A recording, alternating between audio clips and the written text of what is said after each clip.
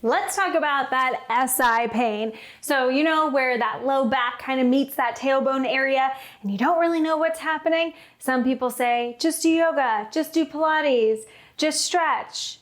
Well, what is it that you're supposed to do? Really and ultimately, when it comes down to feeling different in our body, we get to be strong. That's always the answer. Yes, I want mobility. I'm known as the mobility queen. I get it. However, it is so important to actually be strong within your body. Mobile, able to move in all these different ranges of motion, but to control that. And the only way to control it is through strength. Not just through breathing, not just through stretching, but actually getting strong. And your SI joint, which doesn't really have a lot of movement anyways, can tolerate and take on a lot of pressures. And we just have to start talking to it a little bit differently. And really, when we start to do that and we start to move, I like to, first of all, work out with bare feet because I'm able to access proprioception and get that tension all the way up from my feet, all the way up to my hips. That's what we want to do. So it's not just about glute strengthening. It's not just about targeted exercise right into that low back SI area, but it's all the way, what are my feet doing? What is my core doing? And then how am I stabilizing into that pelvis? That's really gonna help to feel something different and ultimately help to bring stability, strength, and decrease that sensitivity to movement. Because that's what a lot of people feel. Ooh, I have a lot of pain and I can't really move. Maybe it's hurting with squats. Well, sometimes there's just a little bit, it's just sensitive. That's really what it is. Something is been hitting it over and over again. Now your body's like, whoa, take a beat. Okay, so now we just want to start to talk to it a little bit. So take these with a grain of salt. You definitely want to go at your own pace and you don't even need to use weight if you're not quite there. Okay, but we're going to start to mix up different positions and get your feet feeling something different. So kick off your shoes and see if you can join me with this. So the first one is actually diagonal deadlifts. So I'm gonna take a weight here. You do not have to have a weight, or you can even just hang on to a water bottle. You can hang on to a backpack, something that's a little bit lighter, okay? I wanna ground my feet. So you wanna think of feeling the ball of the foot, the pinky toe, and the heel.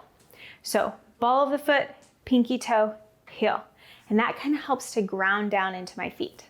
Now from here, as I do a deadlift, my hips should be reaching for the wall. And I want to think of keeping these shoulder blades back, almost like I'm pinching and stuck between my armpits as I'm reaching back and then coming forward. So that's your traditional deadlift. The knees start to bend right when the weight starts to pass the knees and the weight comes right between the center of the feet.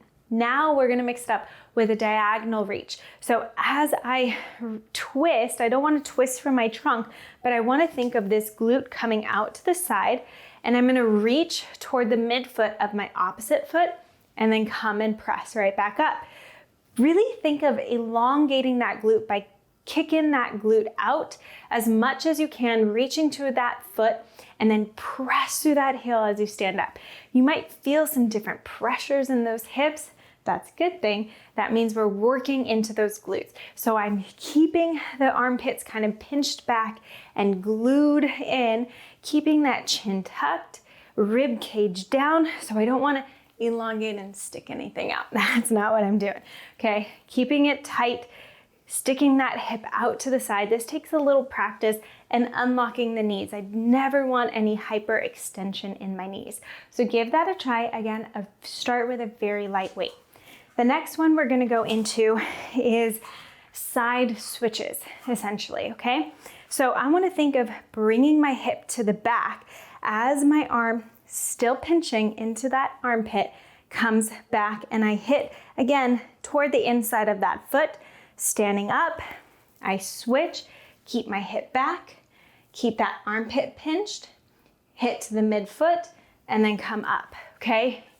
Eventually, you can start to kind of get faster with it, but you really just want to see, can I get this hip toward the back, keep pinching in my armpit, knee follows in line with my second and third toe, and then I switch. So this really helps to create some stability at that hip, right into my trunk as well, and keep everything into alignment. Again, start super light. Very, very light here.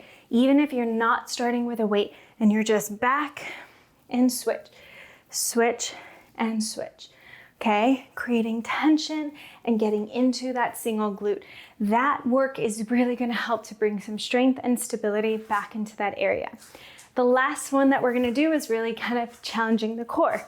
So if I were to carry a weight and place it on one side, the tendency is for it to drop, right? But I have to use my obliques to hold it up. So I want to keep my shoulders stable, and now I'm going to march. That's it. Seems easy. Do this about 10 times on each side with each leg, each arm, and you're gonna start to feel it.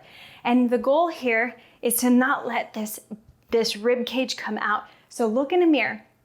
Can this rib cage be stacked right on top? And what I mean is that we just don't want to be in this arched position. So I want my rib cage over my pelvis, and I want to hold everything stable as I'm marching.